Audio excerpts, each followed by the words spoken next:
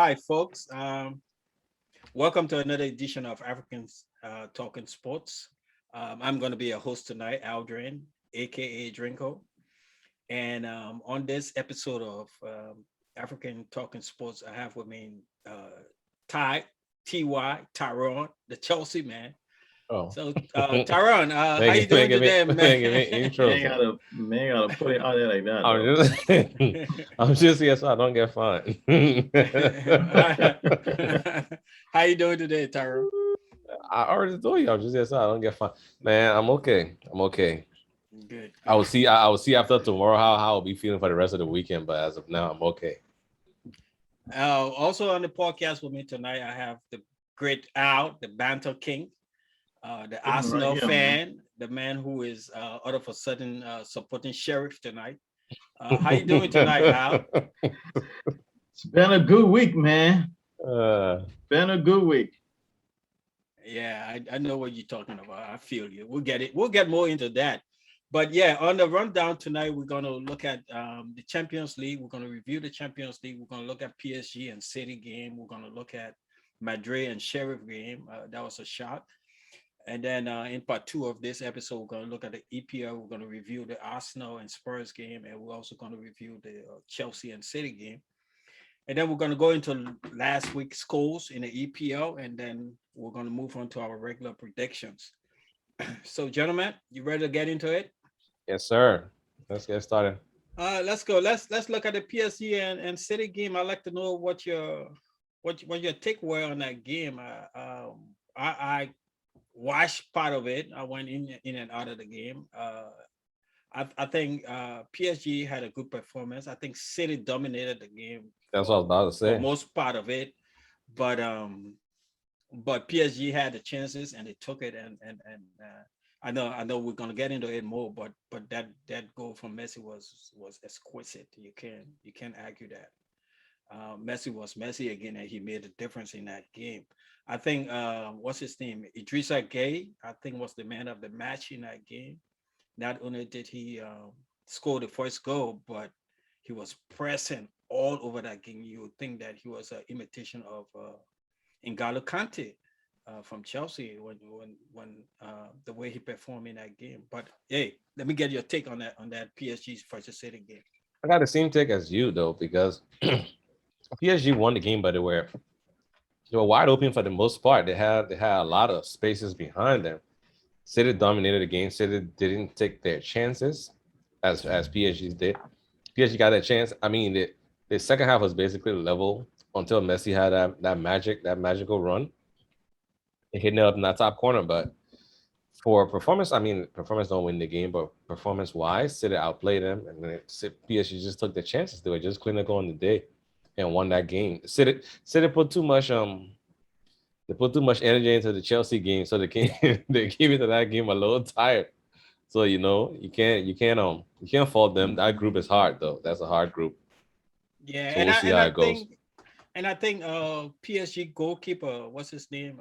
The Italian dude, Donnarumma, Donnarumma. Donnarumma. I think he was very outstanding in that game. But hey, it's good. we'll get your take on the game. Yeah, no, it's like you guys said, City dominated the game in terms of possession, but unfortunately for them, they weren't able to put into that, translate any of that possession into goals on the night. Um, what's his name? Messi and Cole, they did their thing. Ghana, that's that guy named right? Ghana, the guy who Yeah, scored the first goal. Ghana Yeah, gave Ghana. It Ghana is. Yeah, gave he was all over the place, man. I think he was one of the outstanding players of the night. His goal was a good goal, to open it up. And Messi, that give and go between Messi and Mbappe.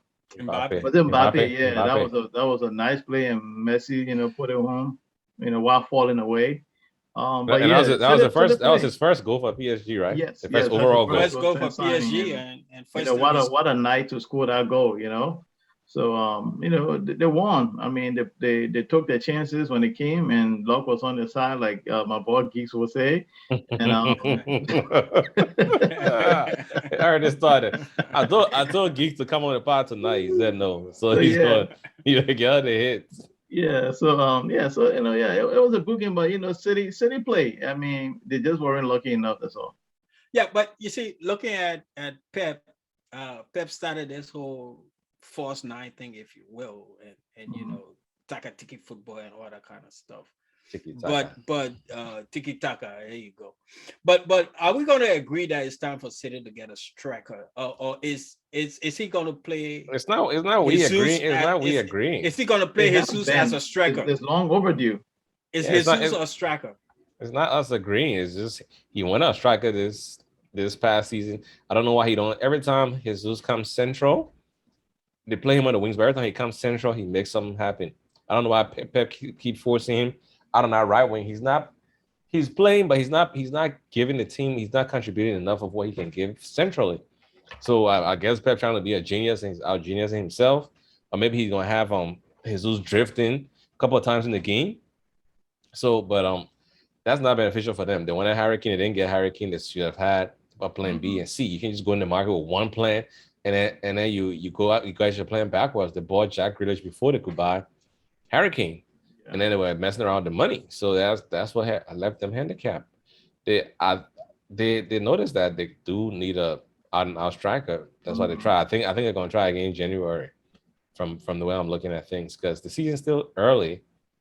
Things are people think things are gonna be a runaway. It's not gonna be a runaway. This Yeah, season will be hard on everybody. I just still rely on, because we know last season they play with the same way they're playing. They play with that false nine thing, sometimes with Ryan Sterling and stuff like that. No, I Is don't. it why he's relying on I that? don't. I Okay, don't think we can so. play this way.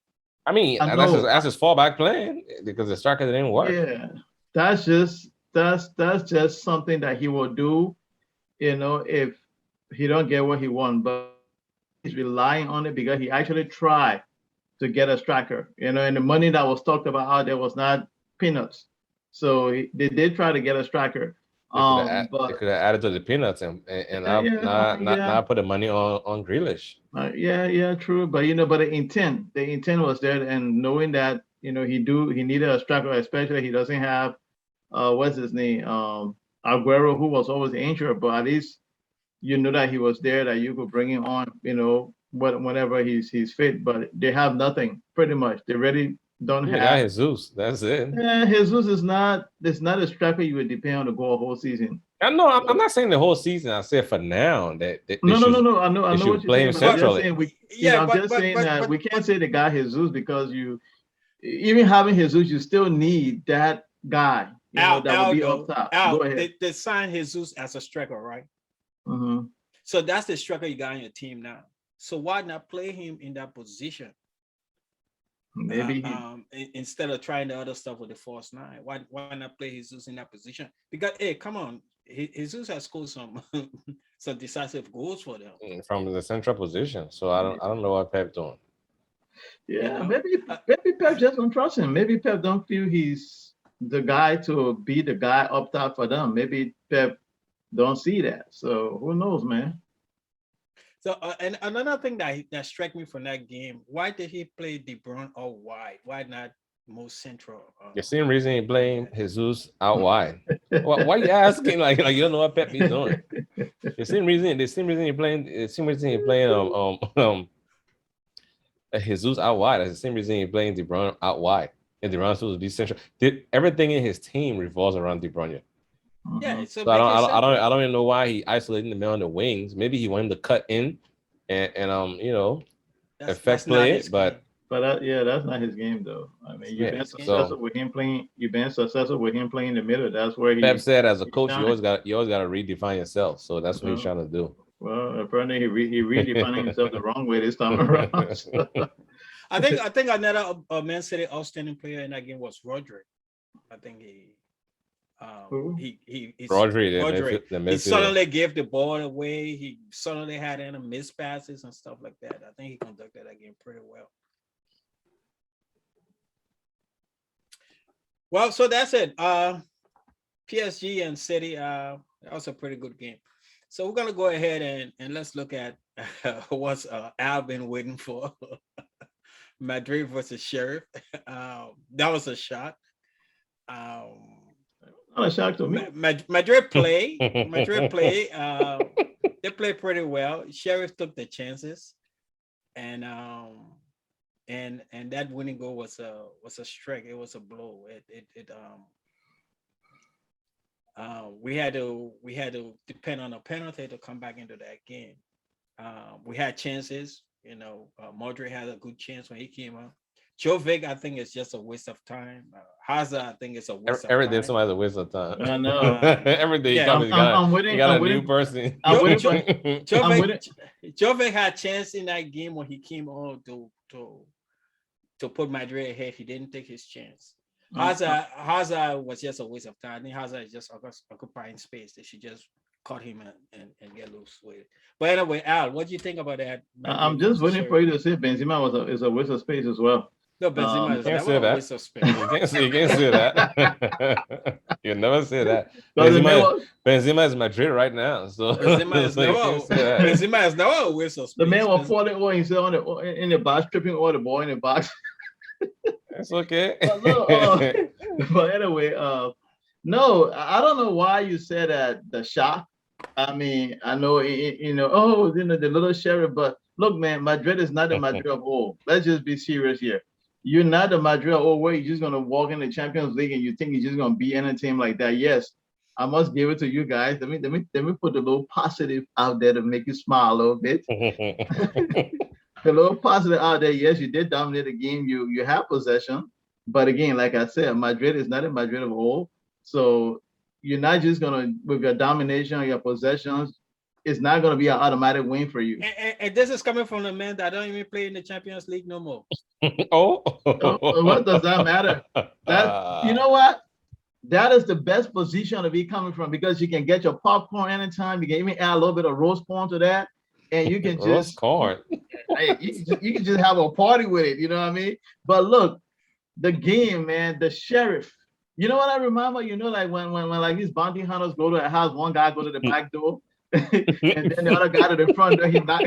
He knocks the door, and then you try to run through the back door, and then the big bad sheriff. And the big bad sheriff with a tattoo, the big bad sheriff with the tattoo arms and tattoo legs right there. As as What are you talking about? Are you talking about Dog the Bounty Hunter? Dude, now I understand why Geeks didn't waste his time to come on this podcast tonight. Now I understand why Geeks didn't come. What? So that's why. So men thought they had tied the game. Oh, It was like, absolutely, they thought they had tied the game. So they were like, hey, okay, we're just gonna take the point, no problem. And then the big bad sheriff with a tattoo leg and tattoo arm just came from the back door. Why they try to escape with a point, just boop them by the neck. those things happen, man. It's football. You can't overlook anybody, and anybody on a given day can have the chances and take the chances. And that's exactly what Sheriff did. They had the chances. They took the chances. And one thing I must commend them for, they came out to play, and they play even though they sat back, they defended, and they took their chances on the counter attack. But they played well, and we must give it to them. I mean, it's a deserved win. It's not that Madrid played bad, but Madrid didn't even get in football. You need a little bit of luck, and Madrid didn't have that little bit of luck on that day. Another luck, Berto, another luck. What do you think about the game, Tara? Let's get Tara. Let my man finish talking. Let my man finish talking. Yeah, so that's what happened on the night. That's what happened on the night. The big bad sheriff came to town. Oh man. The house was white when they entered, but when they left the house, they painted it black before they left, and they turned the whole. I heard. I'll be waiting for this day. You know what I heard? I heard they even had to change the turf at the Bernard Venue because those guys raided that place so bad.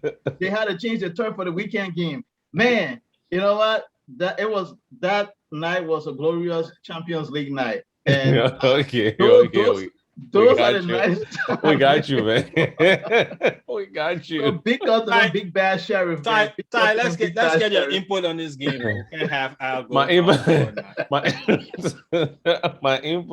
kind of align with what you guys said. Madrid had chances, they had possession of the game, but Sheriff was very clinical on the day, and they actually came to play football. That's true. They approached the game like how they were playing in their local leagues. Yeah, that's exactly how they played that night. That goal, it's gonna be hard to see something that can beat it in this tournament. Just the angle, the technique, and the power and he had time to. What was there a deflection from It Modric? wasn't any No, deflection. nobody touched it. It He wasn't had a a lot of deflection. time. Nobody touched it. That volley that had that much power in there, that was an all-around great goal. It's gonna go down as one of the best ones in the Champions League history, though. But yeah, the thing is not over. The group is not over. Madrid can bounce back. They got chances. Everybody can bounce back on game day 3 to like steady the ship. You know, bigger teams faltering now, but other teams are coming up. We'll see how it would shape up. You want to see about giving the other scores for the Champions League for this week or something? But who knew Sheriff would be on top of that group with 6 points from 2 games already? Wait, 6 points. Sheriff, they won their first game. They won their first game and they won. Who they play? They got 6 points. They play. What's the other team that Inter Milan play? Shakhtar. They beat. Was it Shakhtar? Yeah, they beat them. Wow. In the first game, so they got 6 points. They're on top of that group. Who would have knew that? That's a shock, but hey, it's football, and anything can happen in these games these days. You know, I want to drop, kind of move off a little bit since we have a little bit time in this segment. So the Rangers game, Rangers against I think it was Spartak Prague in a Europa Cup. The stadium was supposed to be empty as a punishment from UEFA against Spartak Prague. What happened? But the stadium was packed with kids and their chaperones, about 10,000 kids and their chaperones. What? So the argument became, was this an empty stadium? Because Steven Gerrard was mad about it. He was like, if you're going to punish these people, punish them. If you're not going to punish them, then don't punish them. But if you say you're going to punish them, then don't bring nobody in the stadium. Why are kids in there, though? And I saw your post, Taran, about Kamara, that they boo him, and the kids were booing Kamara. So these kids had to be. That team needed to be banned completely. These kids were told to boo Kamara in that game. Kids not going to just boo the player because they wanted to. Oh yeah. So I don't know what your take. I mean, if you're gonna say empty stadium. My take is UEFA is useless. That's my take. They can't implement anything and stand behind it. There's always creaking stuff on the bring up. Then they pick and choose who to punish and how severe the punishment is. We've seen that a lot of times with various bans that have been going on the FFP. All those things, like it's just crazy. Like certain teams will escape punishment, and then certain teams will get the harsh punishment on it. I don't know what goes on in the back. I'm not going to accuse them of nothing, but they're useless as a governing board. So that's all I gotta say. UEFA's take. So they, with everything working towards helping racism, they're not doing much towards it. Mm-hmm. When there's other causes, they would jump in there when they were trying to bring Super League. They acted like the war was ending. They put so much energy into that. When people bring up racism campaigns and stuff, they'll do the bare minimum just to say they're doing something, and then that's where it ends. They've had multiple chances to punish countries and clubs on racism when players getting abused. But guess what? No action's taken. It gets reported and talked about for 1 or 2 days, and that's it. That's it. You got the action in your hands. You can take action. You can take sanctions against teams. Yeah, and you know when Rangers, it's not the first time, because when Rangers played Spartak Prague the last season in the same UEFA Cup, they abused Kamara the same way. It's not even the UEFA Cup. Even the qualifiers that they've been doing the last time when England wanted to play Hungary. Hungary people being like racially abusive for a long time, though. They've been doing a couple of matches, and every time they would threaten with punishment and say, "Oh, the latest one they said they're giving them a two match sanction. They won't be able to come to the stadium for 2 matches." I'm like, 2 matches? That's it? Sanction them for the rest of the year. Nobody come to the stadium. Actually, yeah, sanction them for the rest of the year, and then let's see how it goes from there. 2 matches not going to do anything. Yeah, like you're saying, Todd. Let me just chime in there real quick. Yeah, what's your take, Al? So first and foremost, when you say the stadium, the punishment is empty stadium, it should be empty. You know, I think Rangers should file a major protest on this, because you can't do that, and you can't bring kids in disguise. You know, it's pretty much you're bringing in fans. That's your Yeah. thing to disguise in that case. Younger fans, yeah. Yeah, that's what you did. So that is against the rule. And I think a Ranger should have protested by not starting that match until all of those kids have something. Because sometimes when like you said, these footballing organizations, they're not serious. This is the reason why when we talked about the Super League, I didn't care. I wanted the Super League to happen. I didn't feel sorry for UEFA or anything because these organizations, it's the same thing. They're all in it for the money. They don't really care about the players, or they don't care about some of these things that's supposed to make the game really, really good. Like you said about racism, they really, why you think have this thing persisted in football for so long? Because they never got tough on it. Something they will wait till something happened, then everybody get up and act like they're doing something, and then after a while it died down. Everybody, and it goes back again to the same thing. So, no, I don't agree with them bringing kids in there. I don't care. Even if they brought one more babies there, I would say kick all those one more babies out of the stadium because that is against the rule. And I think Stevie Gerrard and his team should have been upset, and he's right to be upset. And I think the team should file some kind of official protest. Yeah, he was pissed off, and then on top of that, they lost the game 1-0, and then they went down to 10 man because Kamara got and then you boo two him. yellow cards in that game, Yeah. and then they boo Kamara throughout the game. So no, Steven Gerrard took the boys to not even enter the pitch and make that a strong case. Some team owner has to back his coach to make that drastic decision. That's the only way we stop. Somebody tell him somebody get racially abused, walk off, whatever points deduction the sanction come, I'm the owner will take it. And then we'll see how it'll start going. But if you just do haphazard things, it's not gonna solve anything, No, man. it's not.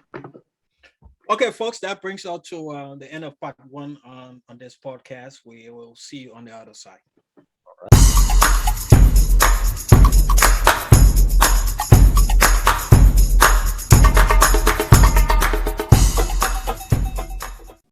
Folks, we're back. This is the second part of this episode of African Talking Sports. I still have with me Ty and Al. And on this part 2 segment of the show, we're going to look at the EPL. We're going to review the EPL games from last weekend. Luckily for me, as a host, I have the great Chelsea man in the house. And I also have the great Arsenal man in the house. And we're going to review the Arsenal versus Spurs game and the Chelsea versus City game. So let's start out with the Chelsea versus City game. Ty, give us the rundown. It's not much to run down, man. Chelsea did not come to play football on the day. That was kind of strange. I don't know if it's because Tuchel beat Pep the last 3 times, so he's want to go in there and get the points or get share the points and go home. But he didn't set the team up to play football. I don't know if they didn't follow his instructions, but we could not get out of City's high press. We're getting pushed back. We couldn't bring our back line high. We're getting pushed back into the backfield the whole time. There was zero connection between the midfield and the attack. You might as well should have just taken Lukaku from them and put a friggin' cone, because he was just up there they would kick a long ball, he would trap it, give it to somebody else, and then they would bundle over the pass. There's no connection to him. People are not looking for him in space. People are not moving the ball fast enough. They stay used to dragging the ball back there. Jorginho and Kovacic run play 20 passes in the midfield before they get the ball up. When people are running in space and making themselves available to get passes. I don't know what's going on in practice ground. But I don't know what Marcos Alonso did for Tuchel to have all this faith in him and keep playing him in games that's messing up the balance and the shape of the team. You can't have you want somebody to be a wing back. That's all good and dandy. Let him go be a wing back, but you want to be a wing back, track back to your position. Every single attack that Chelsea has. And the weird thing Tuchel does, he plays Marcos Alonso on that left side, and then he plays Kovacic on that left side as a midfielder. Kovacic is not disciplined at all to sit in position to stop attacks. Kovacic would dribble and then lose focus in the game and lose track of his man. There's so many times he's lost track of his man where they scored on us. So you put the 2 people on one position.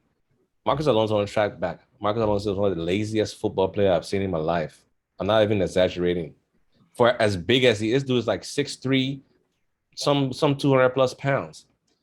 The way he falls for every single, it doesn't matter if you bump him or touch his leg, he falls over for everything.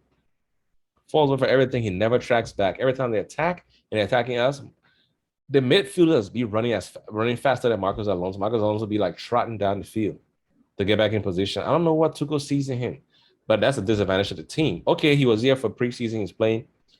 Ben Chilwell's back. Don't play Marcos Alonso eight games in a row. That's you asking for trouble. And he's seen that the last 3 games, that dude been playing like horrible.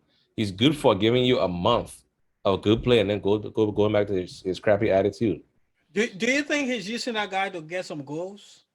No, because we know Alonso scored some goals though. How many? So much. He's a defender, so he score 1 or 2 a season is like a big deal. He acting like he's scoring like 12 goals a season.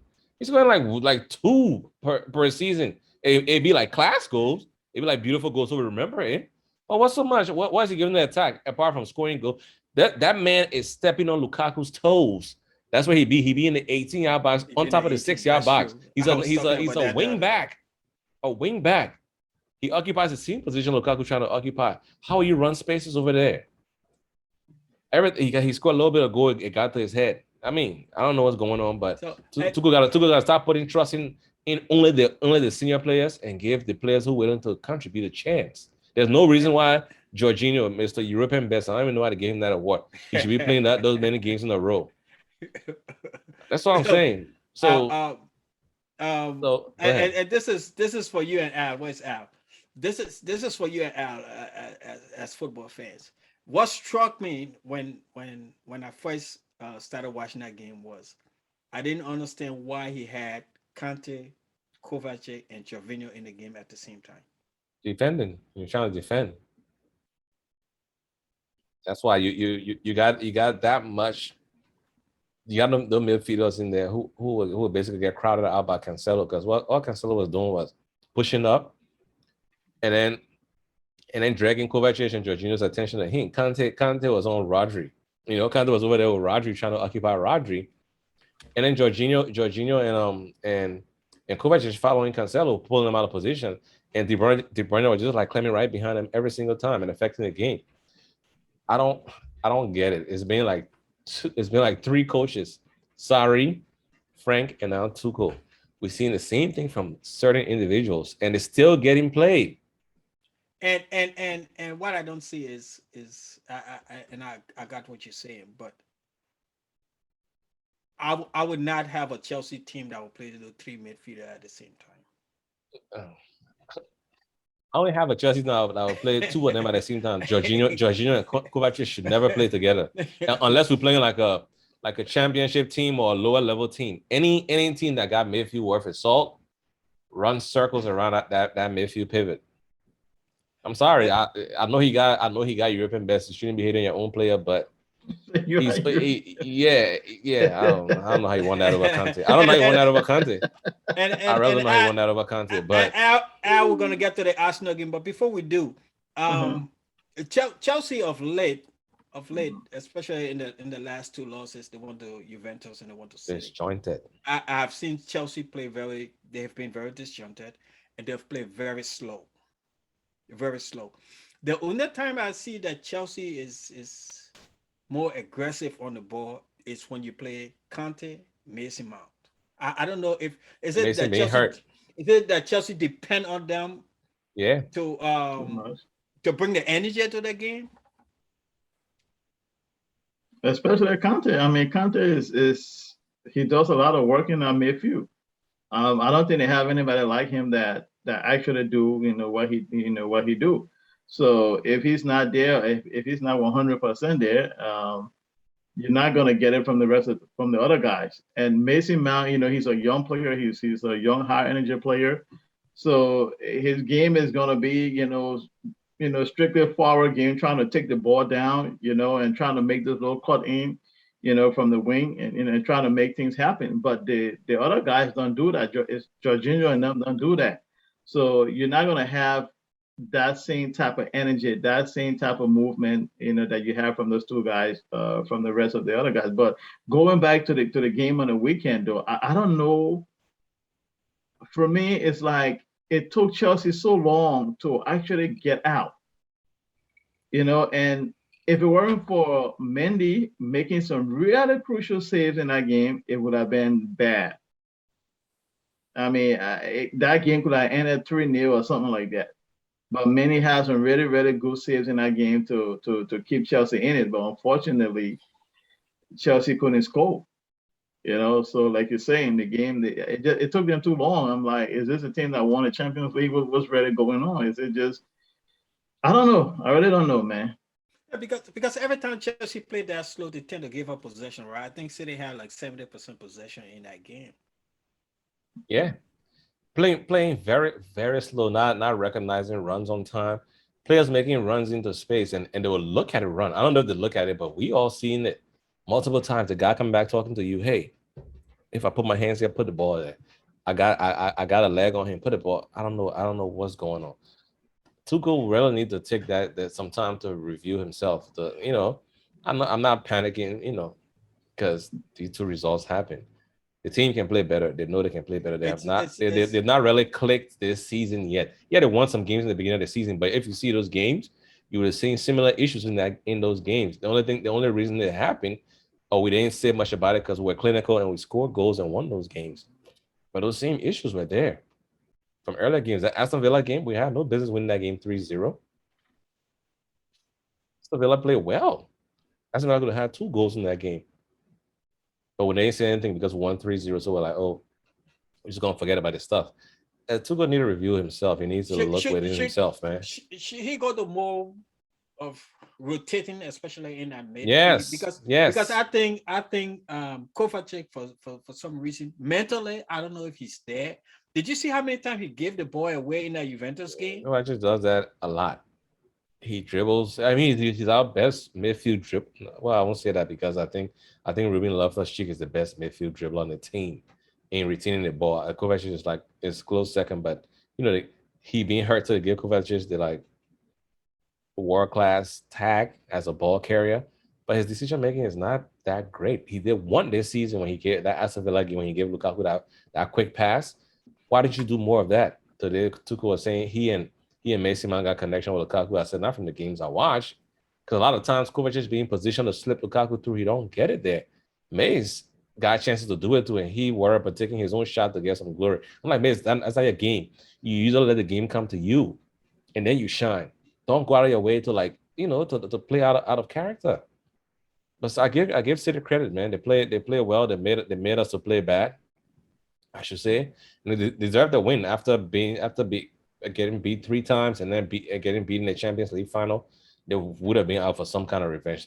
You could see from the way they were celebrating at the final whistle, they were really pumped up, like it was war for them. So I don't think we took it as that. But it was a poor performance followed by the Juventus Champions League. 2 poor performances back to back. Something needs to be done. You got any last word on that? Yeah, I know. The good thing about all of this is that after those 2 bad performances, they have a game that tomorrow morning that they can rebound. Really? In the EPL, are you getting guaranteed games? I'm just saying for the champions of Europe. You guys are playing Southampton tomorrow, so Southampton drew a City last time they played City 0-0.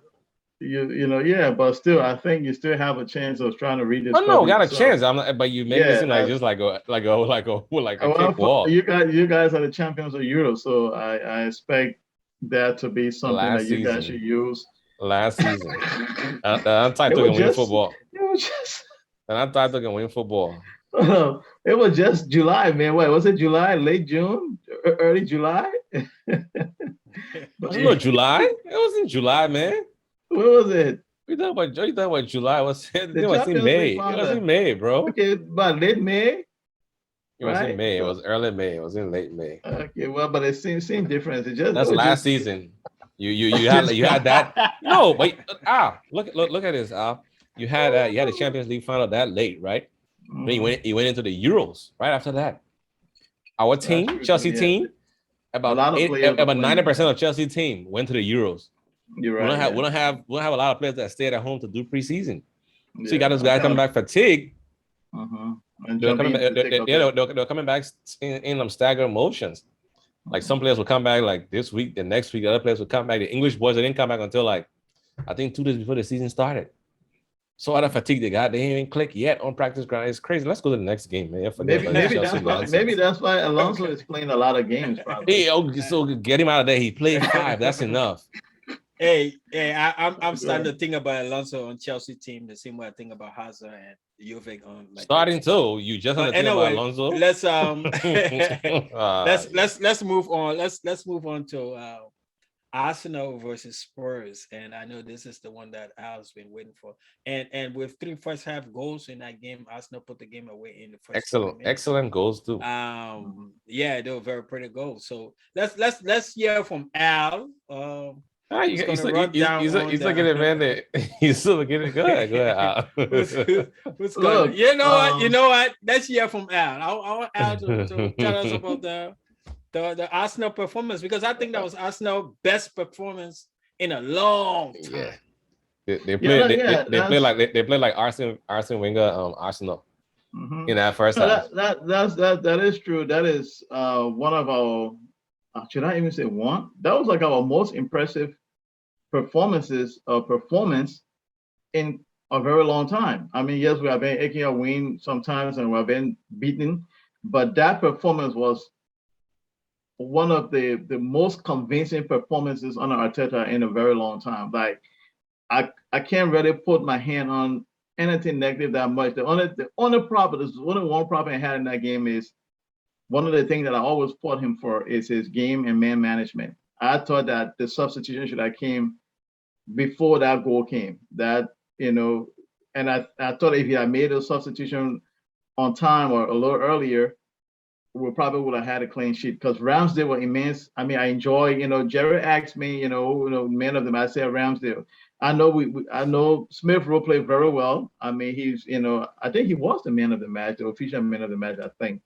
He played very well. But for me, I thought, I always watch a goalkeeper that have that kind of an energy and always communicating and motivating his back line.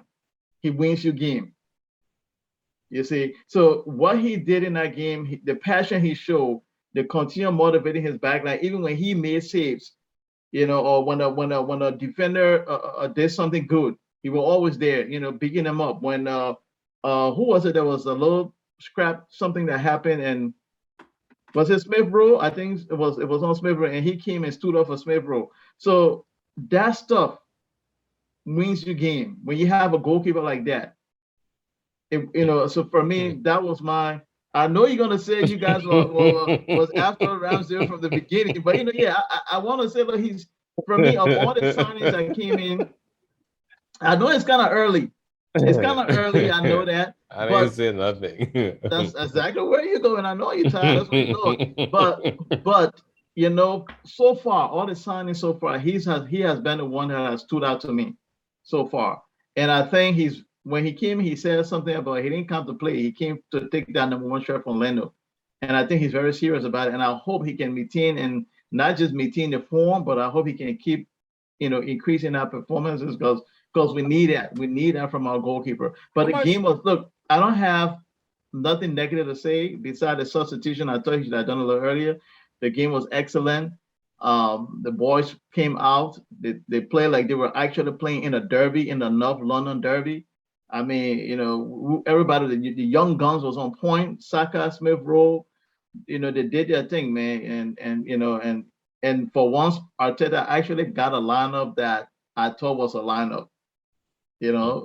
Correct. But before it's easier to say now that you won the game. No, actually not that. That lineup besides Xhaka, which he's hurt, he's going to be out. So I really, and this is one thing, I'm not happy because he's hurt, but I really want to see how what's the kid Lokonga and Thomas Partey, how consistently, because now that's just a chance to play them together consistently, right?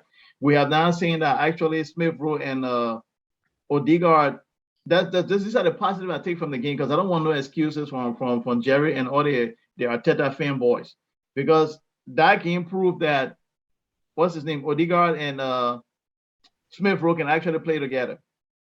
That's I mean, something that. a game weight last season proved that.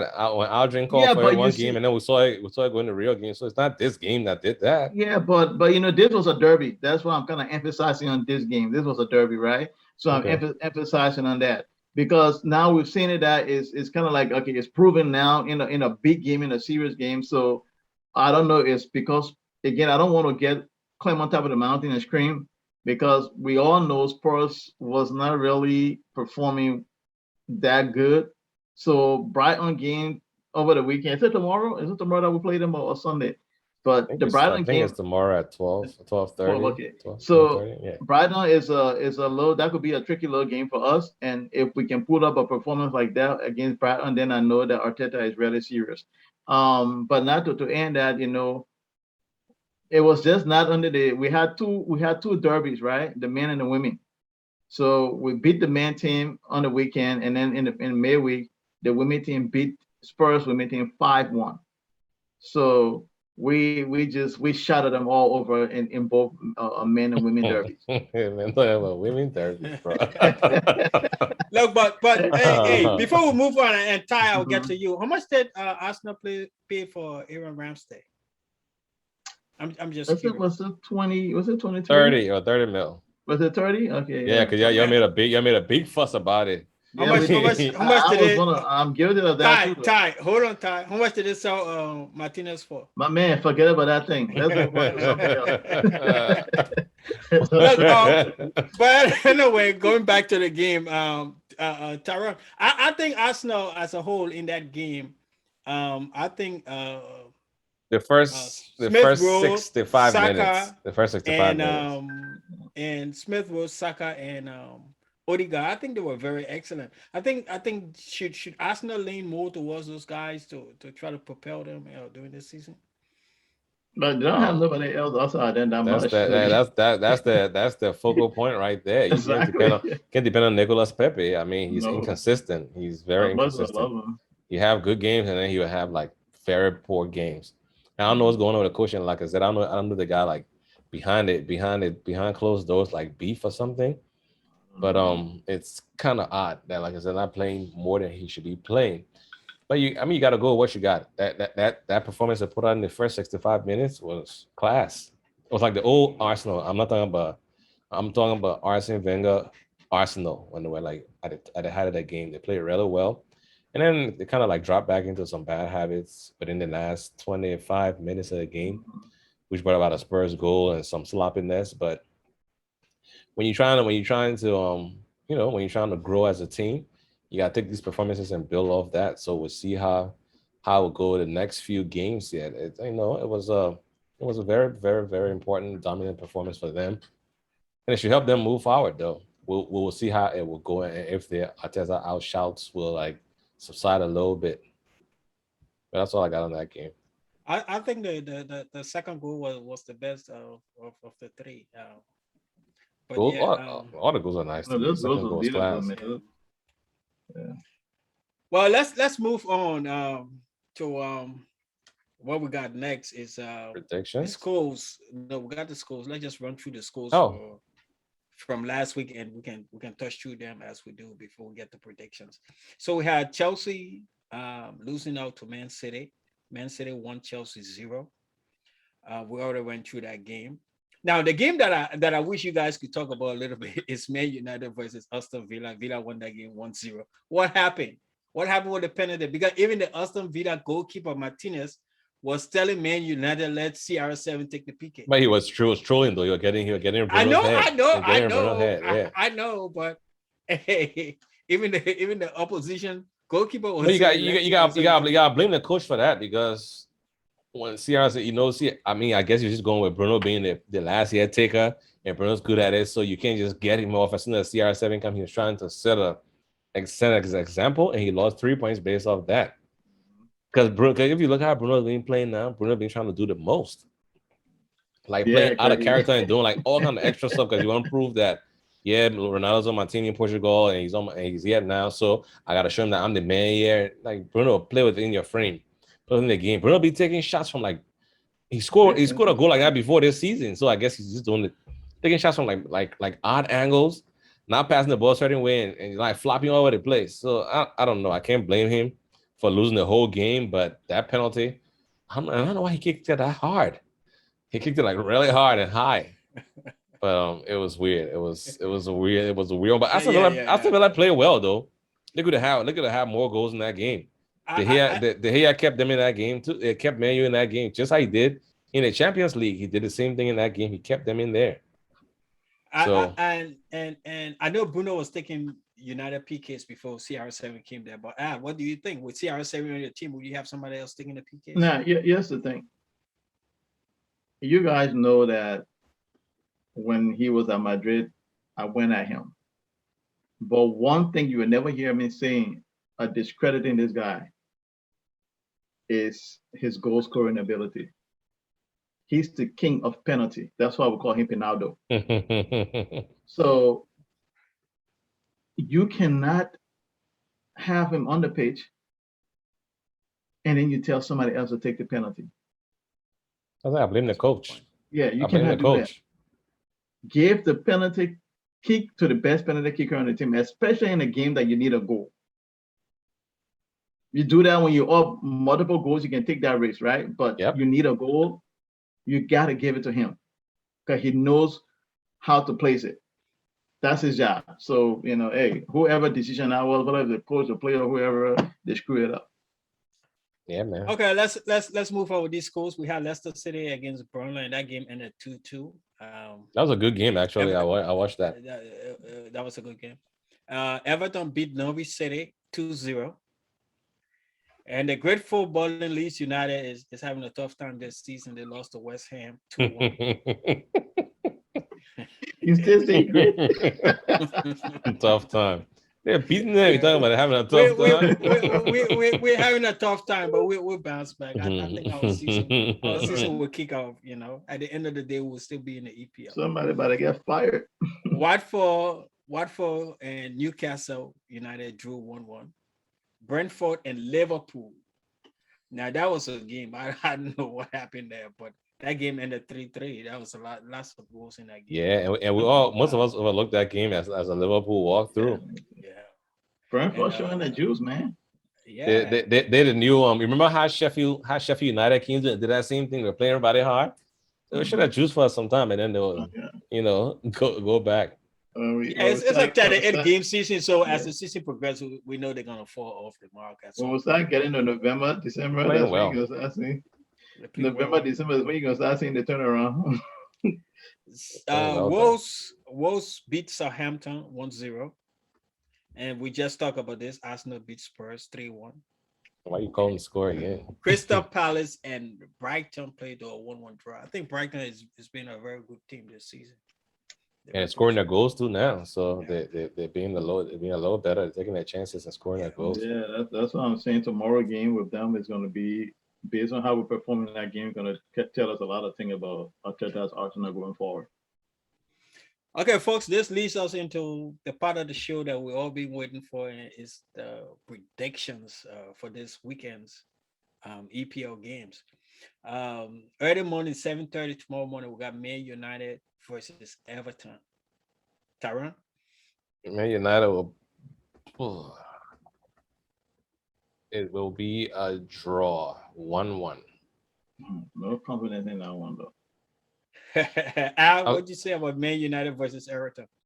United are going to beat that game. It's going to be 2-0. I got United winning the game 2-1. And then all the other games on Saturday, they all at 10 o'clock. We got Chelsea versus Southampton. Chelsea. Oh, sorry. Chelsea, with what's going on, I think they're going to bounce back. I'm looking at a 1-0 win for Chelsea in this game. Tyron? Chelsea win the game 2-0. I got Chelsea winning that game 2-0 also. Next game at 10 o'clock, it's Wolves versus Newcastle. Newcastle was like on and off though. They will play one game well and they play the next game crappy. Wolves being on a good streak. Give me Wolves 1-0. Al? 2-1 to Wolves. I got that game ending 1-1 between Wolves and Newcastle United. And then we also have at 10 o'clock Burnley versus Norwich. I don't know when Norris gonna win a game, but I think Brentwood will win it. Brentwood will bully them. Brentwood can play big ball and like physical ball. Norris got a lot of smaller players. Brentwood will beat the game 2-1. Al, 2-0, Brownie. I got Burnley winning that game 2-0 also. And then the last game at 10 o'clock tomorrow is Leeds versus Watford. Aaron? That's an interesting one. At least will win the game. Leeds will win the game. Great football team. At least will win the game 2-0. Al, Watford 1-0. I got Leeds winning the game 3-1. Okay. And then the 12:30 game tomorrow is Brighton versus Arsenal. Al, You still want what to are ask you me? first? Yeah, So I told you not to be asking me about. We- Check on the score. we need scores, man. We need scores. Arsenal is going to win that game 2-0. Aye, I see another tie at 1-1. 1-1. I got Brighton beating Arsenal 2-1. Every week you can pick somebody to beat Arsenal. Yeah, Spurs beating Arsenal too. I'm telling you. I was not even on our podcast. So don't even put me If you, who do you pick? Who do you pick in your You head? know Who you're do going you to be pick? first. I picked Spurs. Okay. That we know. You see? Look, and then we'll go on to Sunday. On Sunday, we got Spurs playing Aston Villa. Who you got, Tyron? Aston Villa win the game 2-1. Al? Oh, man, that's 2-0. Aston Villa. Aston Villa. I got Aston Villa and Spurs drawing at 2-2. Also on Sunday, we got West Ham playing Brentford. West Ham will win the game 1-0. Yeah, I was going to say the same thing. This is going to be Brentford first loss. It's going to be a 2-1. I think Brentford will score a goal. 2-1. They didn't lose yet? I got West Ham Wow. winning, but I got West Ham winning 3-2. I think Brentford got some goals in them. And then we got Palace. We don't have Jerry on the board tonight, so hey, we got Palace playing Leicester City. Tyrone, who you got? Leicester City will beat Palace 2. Actually, 2-2. Give me a 2-2 draw. Al, what you got? Palace against Leicester City. Leicester's going to win Crystal Palace. No, you know what? Hold on. Yeah, that's why. That's, Yeah, I forgot. My legend over there, they've been red playing some good ball. Man. You know what? I'm going to Leicester 1-0. I thought wasting our time, man. Don't do what I'm thinking for still a win against the people. I got Leicester City winning the game 2-0. And then the game of the weekend in the EPL. This is the game of the weekend in the EPL. I think these two teams are on top of the EPL right now. Liverpool versus Man City. I just need a draw in that one, so I'll go what I need. I need a 0-0 draw. So Al, there you what go, you bro. got? So you're not going to call this quiz. You're going to go what your team needs. No. I Alright. mean, it's gonna be a draw game. It's gonna be a draw game. Whatever I pick is gonna be a draw game. Nobody win. I think City is going to nick it. It's going to be a 2-1 game for me, Man City. So I think after the last two games that City been through, I think Liverpool is gonna win the game 3-1. 3-1. Yeah. Wow. That is Okay. wow. Very, very wow, man. Folks, that's Liverpool will beat City this- 3-1. Woo! Liverpool will beat City 3-1 is what I have. All my City fans will be like, we got a City fan. Listen up now. Liverpool is going to beat City 3-1. I think Liverpool is playing some really good football this season. Hold up. I'm going back to Brentford. I decided to check to see if they lost a game. I'm looking at Brentford. It was a preseason that they played Valencia?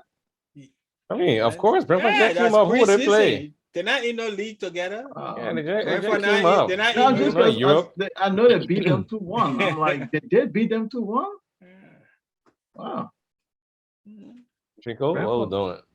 The man looking You at know, Brentford. no, looking at the man was looking at preseason Brentford. We score. know what Brentford did with I Arsenal. thought Brentford lost a game. Maybe he went to that school. They Who lost the Brentford- game. Who they Brighton beat? beat them. No. Who they beat in the first game? I The don't know first who game. they. I don't know. You tell me. All I know is they lost the game. Yeah, I was just trying to see if they have lost. They actually Brighton actually beat them 1-0. Look, folks, this brings us to another conclusion of Africans Talking Sports trying to on this act slick. episode. We've had your host, Aldrin, aka Drinko, Tyrone, TY, and the Banter King Al. So we will turn this over to Tyrone to take us out. Well, all I gotta say is I need that dub tomorrow, Chelsea. I don't care if everybody else can tie the game. I just need to see a convincing win. I don't want to see no play bad and escape by. But guys, thanks for hanging with us this week. We'll be back next week. We're trying to get the full house back in here with Geeks and Jerry for for a full house show. We'll see how that goes the next few weeks, but we should have that for you coming up soon. We'll have more episodes coming up and some specials as well. But until then, peace.